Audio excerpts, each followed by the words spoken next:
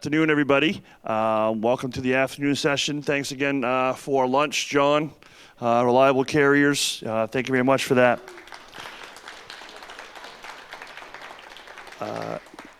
Greetings to those of you who do not know who I am. My name is Toby Stinson here from the Allison Transportation Museum. I am a member of the NAAM board, and one of our duties as officers on the NAAM board is to the pleasure and the opportunity to introduce the speakers that are coming up. Very honored to present a good friend of mine, Mark Vargas. Mark is coming to us from the America's Packard Museum, and his topic today is Driving Enthusiasm with Automobile Quarterly Collection. I've known Mark for a number of years now. He has extensive expertise with working with archival collections management, digitizing of rare documents, and one thing that always impressed me about Mark is not only doing that work, but finding ways and creative ways to use them to benefit people. Things locked in archives that just sit there don't benefit us, and he really tries to unlock those collections. Right now, he's serving as the development director for America's Packard Museum, and very honored to present Mr. Mark Vargas.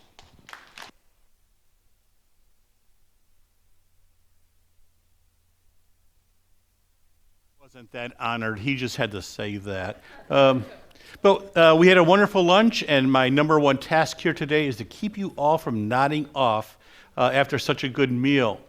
Now, I'm going to talk about the automobile quarterly collection that we have at America's Packard Museum, but I want to put it in context of kinds of projects that we all have at our shops. And I recognize that doing these kinds of projects is not a primary responsibility of our museums in most cases. We have other tasks to do, like running museums. These are often secondary projects. And we're often under strict budgets, limited staffing, other kinds of resources. So what I'm going to talk about is how we ended up with the AQ collection, and then the process by which we started processing it and making it available for you to use. At the end, they're already passing out some metadata for the collection. I'll talk about these samples a little later.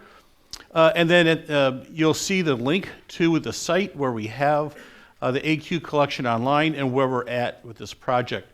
We are at the very beginning of a very long project, and you'll see why as I go along. So please don't assume we've got this entire thing up online. This is going to take us a long time to do, again, with very limited resources. So we all know and love our automobile quarterly magazines, right? We probably all have some of these at home or on the shelves at work or wherever they happen to be. This is volume 1, number 1, by the way, from 1962. So if you are a certain age, you have no clue what 1962 was. That's a good thing, I think. But if you want to see what the first issue was, here we go. Now, again, what I want to do is put our project in context. I am not going to just talk about, here's what we did at America's Packard Museum. It is what you can do at your repositories. We probably all have stacks of old manuals, club newsletters, videotape, film, audio, photographs, floating around our museums, not quite sure what to do with these things. Or we may have done some digitization in the past, and we're rethinking the delivery of these systems and all that. So what I want to do is go through a series of questions that all repositories have to ask, and then how we got to our results with the AQ collection at America's Packard Museum. What we've done is not necessarily the way you're going to need to do it. It is our solution to the series of questions that we all have to address. So first, let me explain what happened to AQ. Again, this is volume number 1, issue number 1 from 1962. So it was published for 50 years. It went through several hands through the decades. And the last real publisher was Jerry Durnell, who passed away in 2011. And his widow, Kay, tried keeping the doors open. She couldn't do it financially, and so she closed up shop in 2012. She then put all the records of the company in storage in a wonderful air-conditioned warehouse. And in 2018, she donated these materials to America's Packard Museum. In 2020, we were going to start a big project to start getting this collection processed and start talking about digitization. And of course, COVID got in the way. So we really didn't get underway until last year on processing this collection. And again, we're going to go through the questions that we had to address that most institutions do as well. I'm going to cover 4 big topics here in order. And again, go through each of these and look at options, what are possibilities, and the decisions that we made based on our resources. So the first would be processing. So, we like to look at things up online and say, oh, isn't that nice? Look at those wonderful photographs, or listen to that great audio, forgetting that it all started someplace else. It all started with an amorphous mass of materials. And for all of us, these are some of the issues that we have to face in processing and digitizing collections. It all comes down to budget. Everything always comes down to money, or the lack thereof. The root of all evil is the lack of money, I heard someone once say. But there's a lot of factors that go into this. Now, at America's Packard Museum, did we have the budget to handle this collection all at once? And the answer is no. Very few of us would do it. We had to go through a decision tree as to what the process would be. We could all deal with volumes of information. So you might have a small or large stack of old manuals, club newsletters, a huge amorphous mass of slides or old videotapes. And so the amount of material and the format of those materials will make a big difference as to what you can do. In the America Automobile Quarterly Collection, it's negatives. What we're dealing with is photographic negatives of all different shapes and sizes, and you'll see some in a few minutes. We have to look at staffing. Again, this is not our primary activity, so who's going to do this work? There's a lot of steps in these projects.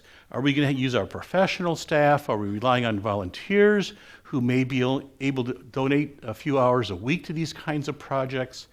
And so the staffing piece of this is really important. And being honest about what we can possibly do. And then our goals. So we do these projects and think, well, what's the end thing? Are we just going to scan something and put it up on Google and we're done? Or are we trying to make money off of this? And so we'll be looking at some of the goals that we should be taking into account. And then finally, the most important resource of all, time. Time is always elusive on these projects. I heard a government wag once say, you got to think like a government employee. So whatever you think your timeline and your budget will be, double the timeline, double the cost, and get half of the results. And chances are you're going to be dead on. So I'm going to show some pictures of what the AQ collection looks like and some of the volume that we're talking about. So this collection is about 1,140 cubic feet of material. That's the equivalent of 1,140 banker's boxes. For most institutions, that's a lot of material.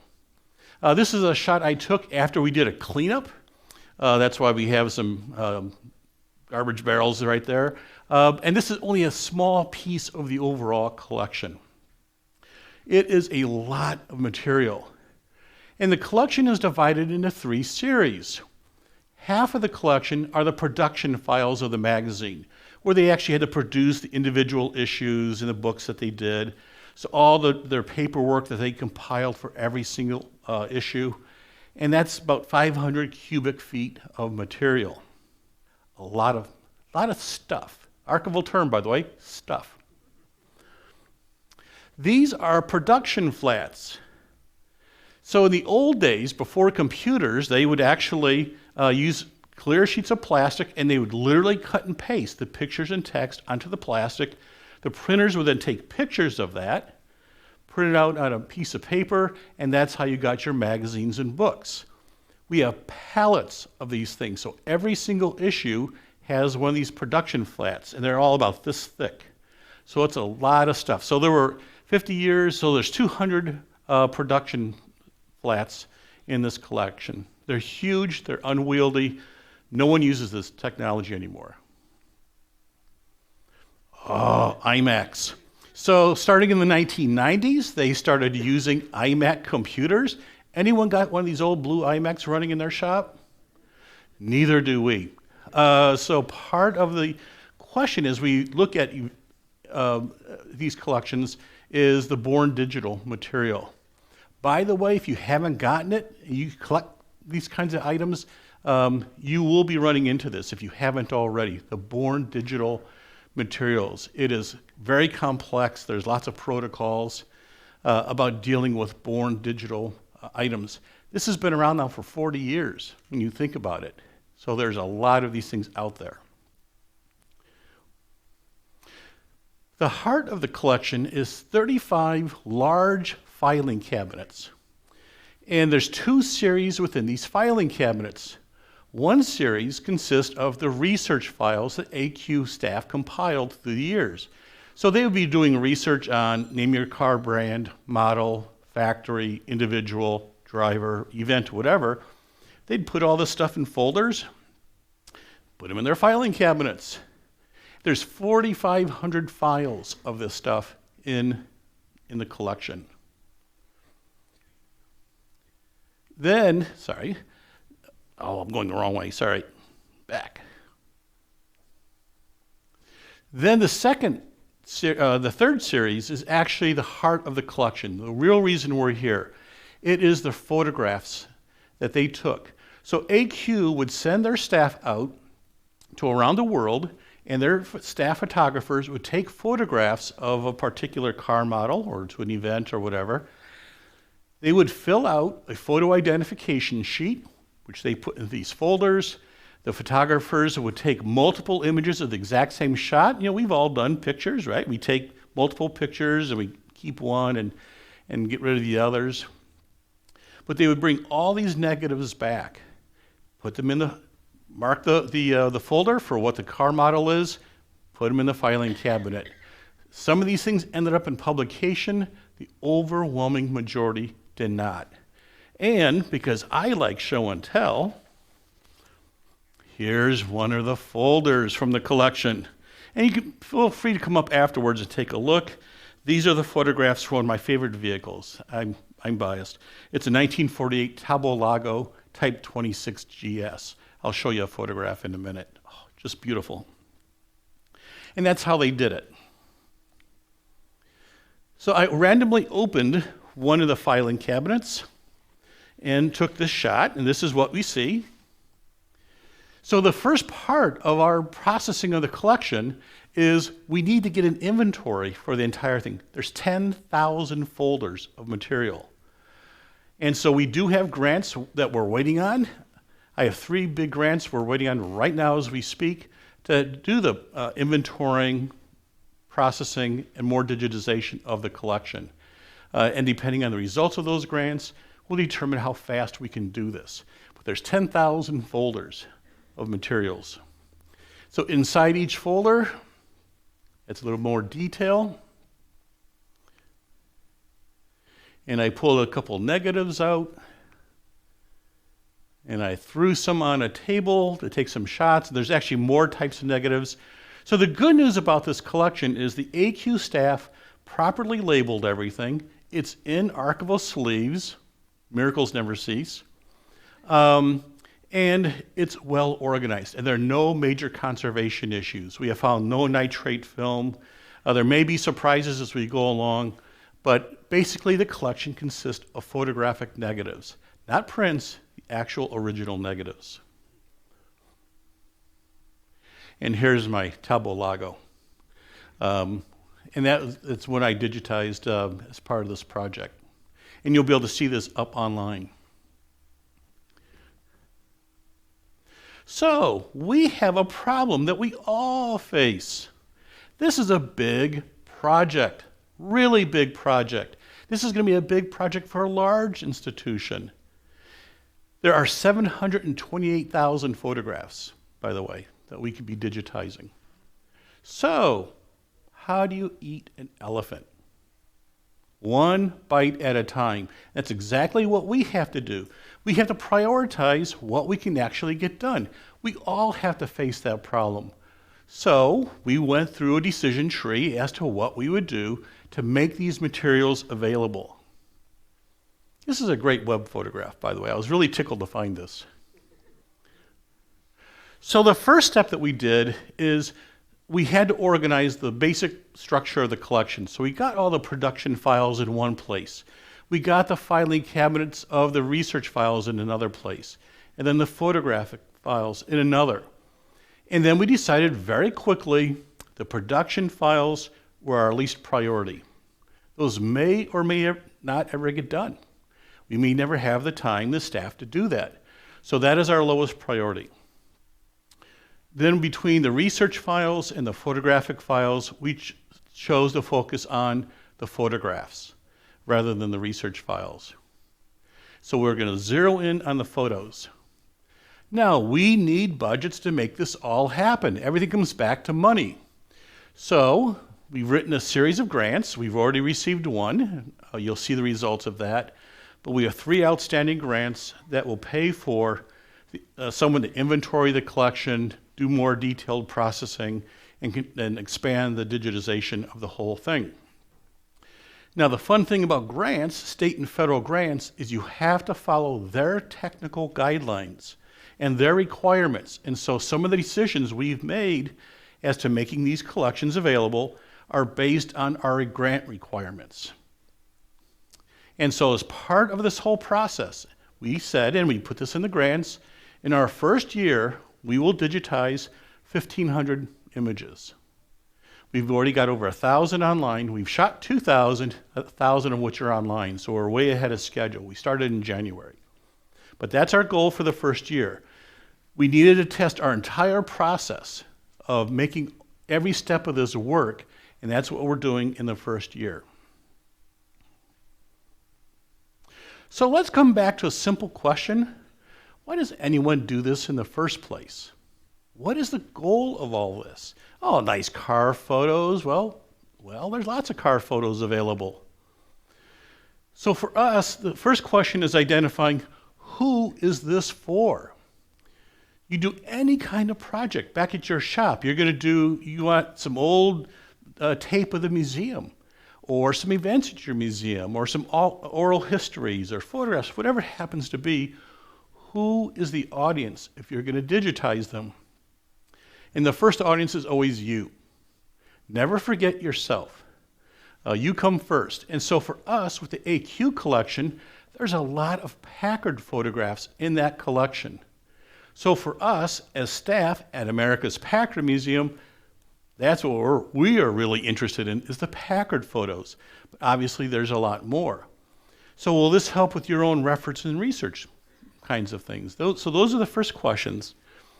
Are you the official or unofficial repository for a brand or a mark or an event? Because that will help drive some of the decision making as to what you do. We are the official repository for AQ. That had a lot of bearing on our digitization plans and processing plans. And of course, the general public, we all have our aficionados and car clubs that we deal with. And the last audience breaks down to the question of commercial and non-commercial sales. This is a great topic. I'll be happy to talk about it offline. We have decided not to decide what to do with commercial sales for about a year because we're in our grant period, and we cannot do commercial sales during that grant period. Again, that is driving some of our decision making. You have lots of options here. Whether it be Zenfolio, SmugMug, your own website, whatever it happens to be. I will say that if you're talking about commercial sales to folks like auction houses and publishers, they need their stuff instantly. So if your online system doesn't allow for quick purchase, delivery, there's already a problem there. But that's something we're going to deal with about a year from now. The web is a big place. There is tons of information out there. So one of the questions is, how much are we making the rubble bounce by doing these projects? Is this stuff already out there and available for folks to see? There's lots of places you can go looking. And so you may have a fantastic collection of name your item. If it's already available, why would you go through the process of doing this again? You may make that decision, but you always want to be aware of what the other possibilities are. And finally, the research value of your digital project. What is the historical gap that you're filling? Again, this relates to duplication. What gaps are out there? Now, we're very fortunate with the AQ collection. We know it's unique. It's the only one. There isn't other AQ collections out there. It is complete. This is the entire set of records that exist. So that's there. And we know, like that Tableau logo I showed you, you could go find that picture elsewhere, but we have the complete set of all the Tableau logo photos that AQ took at a particular time. So that's as complete a set of materials as we can possibly get. But these are always the questions we should all be asking. So let me go on to the tech specs of what any kind of digital project should be looking at. Now, I'm not going to go into the real details of this stuff. I want to make you aware of 3 general technical specifications that any project should do. Now, here's the dirty little secret. You can do digitization projects, for the most part, using your phone. The technology is good enough. You want to scan and make available those manuals? Your phone can do it. You want to scan some of those photographs from the AQ collection? Your phone can do it. So the question is that what we want to do? So let me talk about the 3 tech specs that we should be aware of. And this is true for all of us, not just at America's Packard Museum.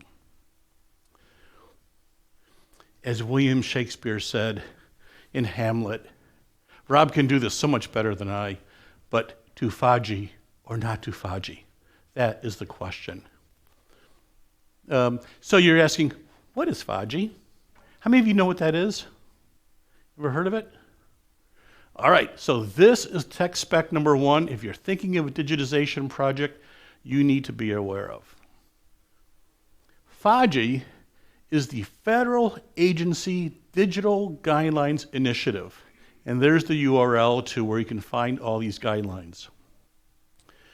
If your goal in your digital project is to make the digital file is meant to be, if your goal is meant to be as accurate a reproduction of the original, you're going to follow Faji standards. That's all it does. The standards, of course, are about 125 pages long, and they cover everything from text, posters, artwork, film, audio, photographs, negatives.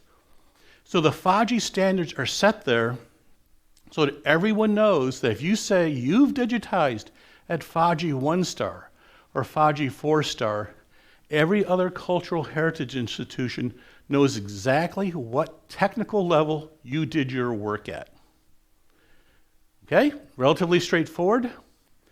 These apply only to your master files. So let's say you're making a digital copy of a film or a negative.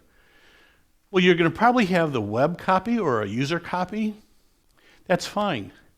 The Faji standards apply to your master copy. So if you're going to make a master that you're going to digitize once, put on the shelf, and never touch again, which is what you should be doing, by the way, then you want to reach Faji standards. Okay? Everyone get the difference? Your user copy versus the master copy. So let's say, Toby wants to shoot, he's got some great videotape of the museum back in 1980. Well, and he wants to digitize that old videotape to Faji standards. He now knows what has to happen to make that work. Now, we've all seen on TV those commercials where they say, pack up your family video and film and send it in and we'll digitize it for you. That's fantastic. I guarantee you it is not reaching Faji standards. So this is a decision that you and your institution has to make. So what are the implications?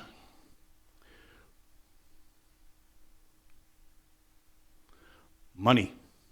It always comes back to money.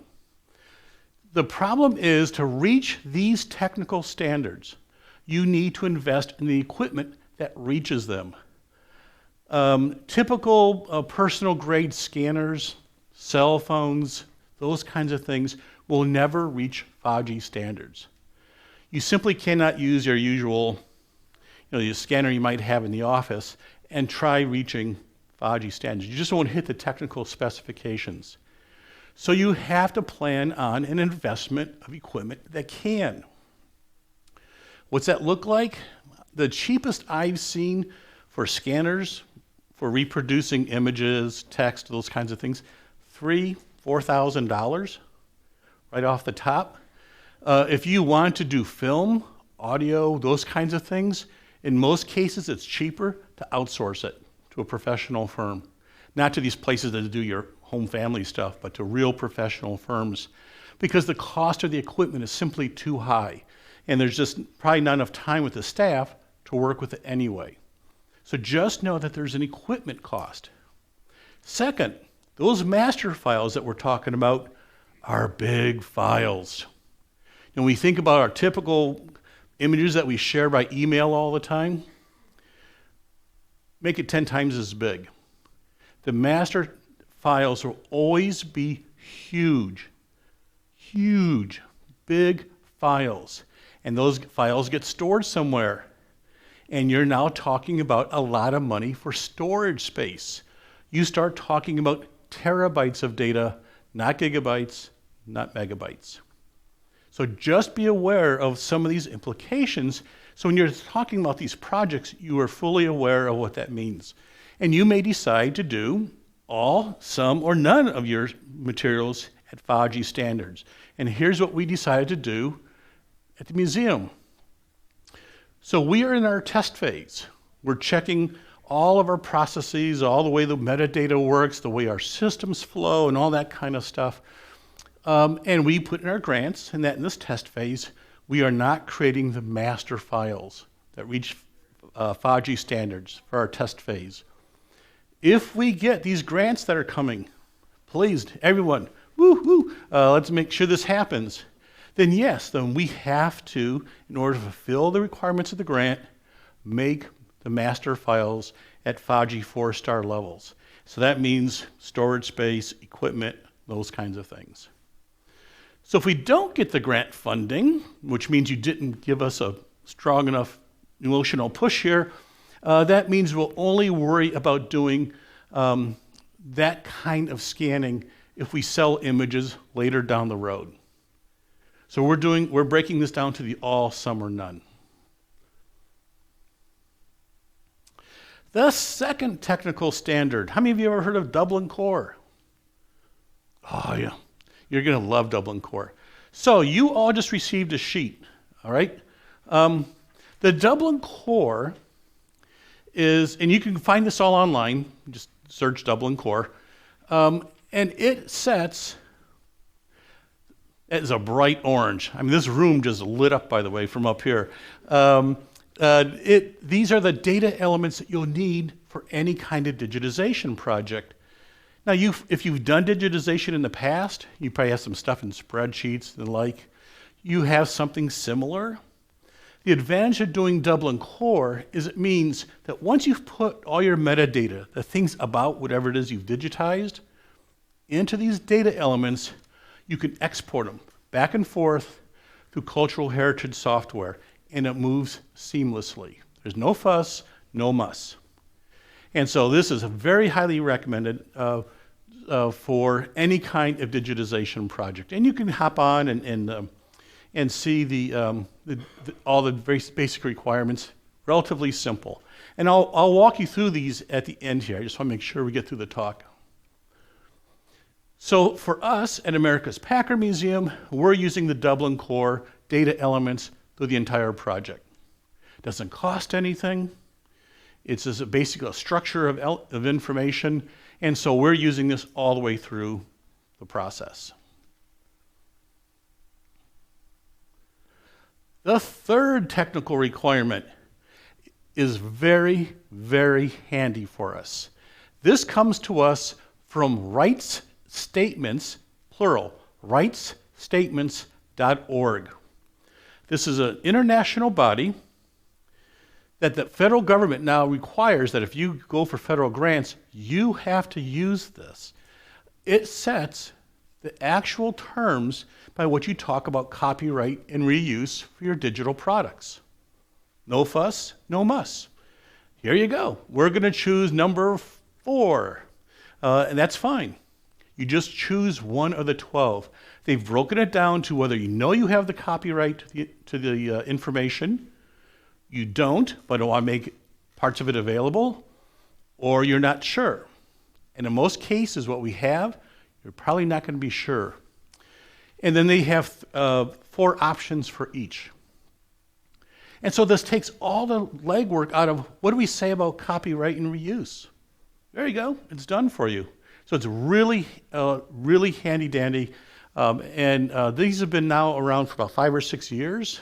So they're fresh, adopted around the world.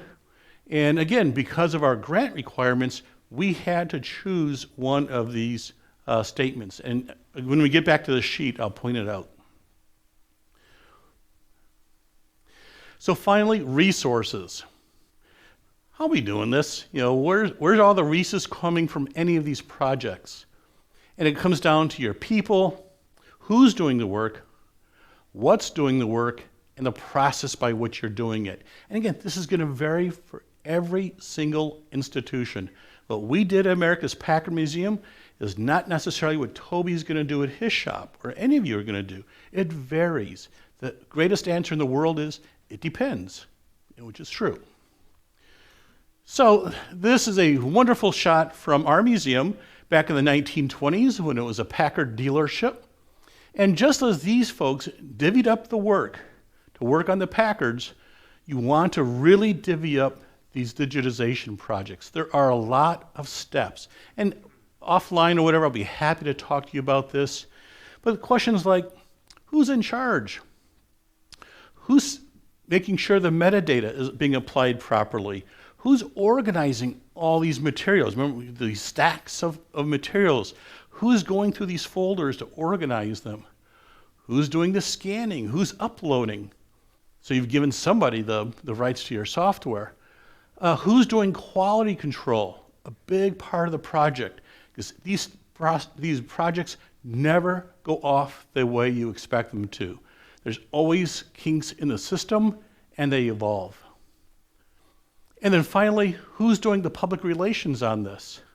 So if we do these projects, any kind of project, remember we did that audience identification? How are you telling these folks this stuff is available? Simply throwing it up on the web and hoping Google spiders it and people find it isn't going to work.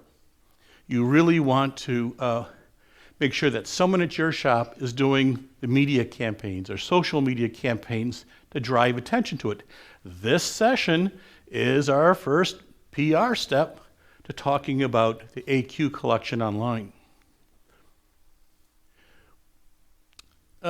We got a grant for a Faji standard scanner. This is about $5,000 right there. Again, you can go to, it's very easy for these kinds of pieces of equipment to get to $60,000, $70,000, whatever your budget holds. But we got the scanner, an Epson 13,000, and we tested it on one 11 by 17 file, and we crashed our Dropbox system because the file was so big. So now we know what the technical limits are. And the transparency unit is very cool because that's where you can put out multiple images on the flatbed, and the software will go through and just shoot them one at a time and then save them for you. So this is the tool that we're using for this project. So where does all this information go? So you've done the digitization, you've gone through that step. Ultimately, where's it going? Is it going on your website? Are you choosing a third-party service? Are you selling whatever you have? So we went through the process of looking for something that was A, very cost efficient, easy to use, and would fulfill our grant requirements. And so we chose Omeka. It's a collection software system out there, very inexpensive. Like any software, there's things you like, things you hate, but our images are now ending up in Omeka. You could have chose something else. You could just say, we're putting these on our website, or we're choosing to use DSpace or something else. So there's lots of tools out there. We happen to choose this one for its cost efficiency and ease of use. Again, as part of our grant requirements, the files are uploaded into Omeka, and then samples will go from there. The Ohio Digital Network sucks them in. It sounds very Star Wars-like. They're just ingesting our metadata. And then it gets uploaded into the Digital Public Library of America. And then Google, of course, finds all these things as well. So that's where you'll be able to find all our information. But our main site is Omeka. It's separate from our website, but that's where you'll find the images. Let me finish up with talking on the actual process by how we got what images up online that we did. So on these folders, the photographers would normally fill out a little photographic identification sheet. So this is where our metadata is coming from, right here. Very handy dandy. So part of it is, as we create the files, the spreadsheets for each folder, there's a separate spreadsheet just for this particular folder. We add that metadata. The AQ photographers could take 10 images per shot. They'd walk up to the car, they'd stand there with their camera, take 10, right rear, change the focus or something, move to the side, take some more, circle the car, do the interiors, engines, details, those kinds of things. So normally we have between about 40 to 200 images per folder, but they're no order. So part of our process was to take everything out, arrange it so it follows logically. You can follow the sequence of images, put them all back. Every single negative is identified. So we now have a unique number for every single image. Every image is scanned. So every image in that folder is now scanned. We instantly back up online 4 times.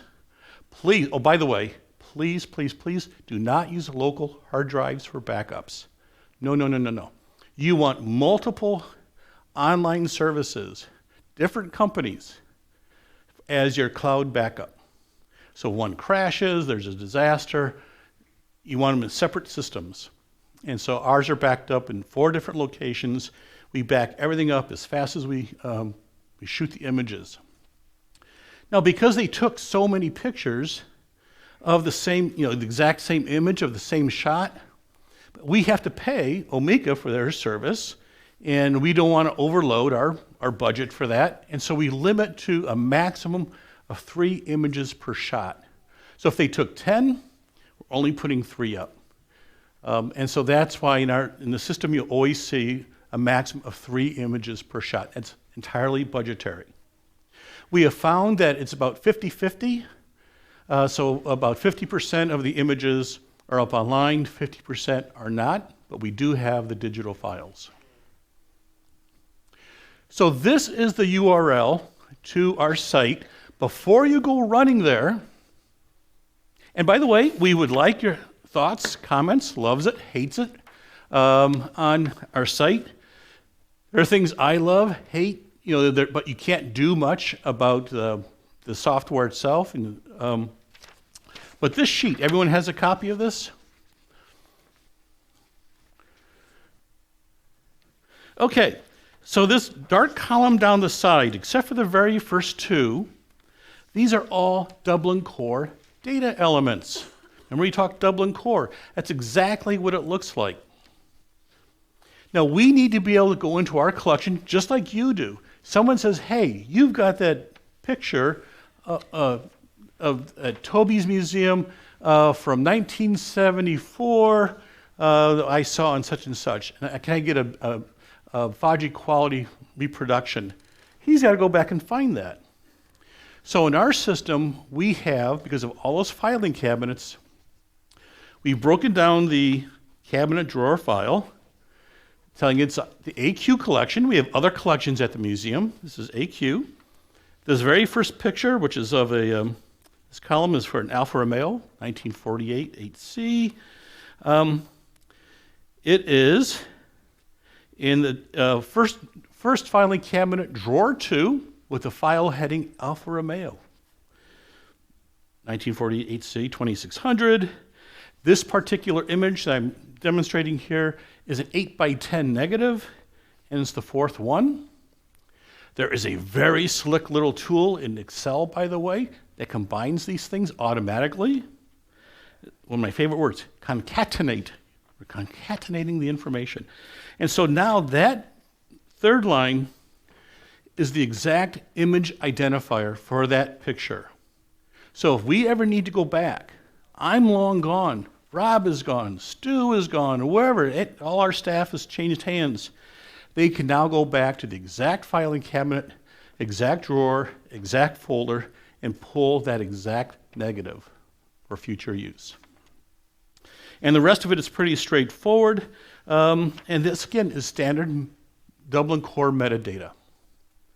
You'll notice on the rights statement down below, that is the exact verbiage from rightstatements.org. No fuss, no muss. Okay? And these are just 3 image samples. Now, when we actually do our spreadsheets, there might be 200 of the same car, and the only thing really changing is the image identifier. All the other data stays the same. And then we color code which ones are actually not up online. So we can always go back and say, that one's up, that one's not. So we have a complete record of everything we've done. Okay? So with that, let me finish, and actually exactly on time. So it's like I almost planned that. So I will take any questions that you have. Thank you very much. I hope you stayed awake after lunch, but I will take any questions you have.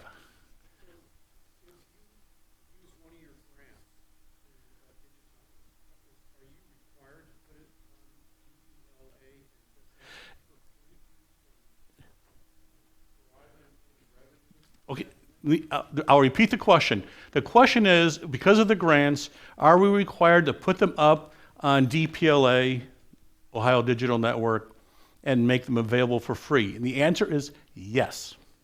That is a grant requirement. So every image that you'll see on this site is free, it is unwatermarked, freely available for non-commercial use. That is a grant requirement. It's public money being used for these projects. That's why. Now later, we will come back to, once the grant period is over, we're not under any obligation. We can change that. But for right now, we have to make these freely available for public use. Other questions? Oh, yes?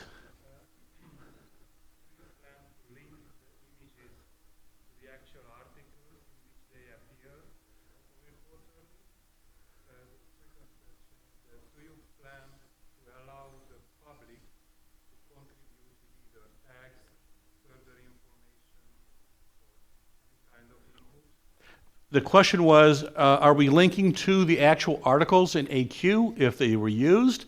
The answer is yes, and in fact, if you look at the middle one, that's the exact article.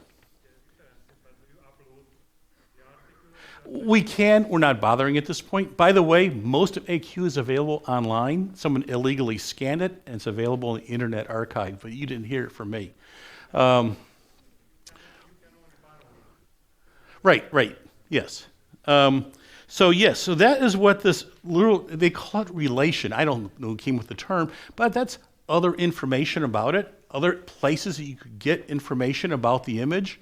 And so for all of our alpha pictures, for example, we found information about the particular race that car ran in, why it was famous. The second one is where it's available from AQ. And the third was we found a site that talks about the tech specs of this particular car. So yes, you can do that. At this point, we are not doing where people can contribute, and there's a technical reason because it's very easy to crash systems because there's bad people out there, and the bots can crash systems very, very quickly. Technically, yes, we can. We don't have that turned on yet. Other questions?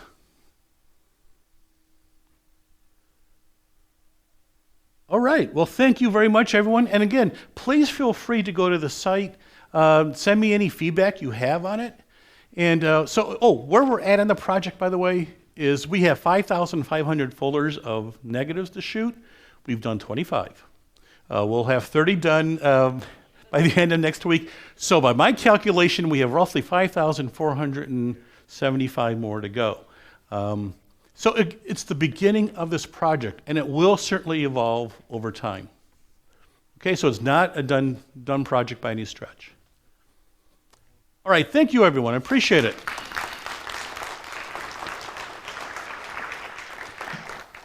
Well, one last thing, by the way. One of the steps that we did in doing this is we put together, in fact, we had to submit it, some of our grants, is our digital preservation plan for America's Packard Museum.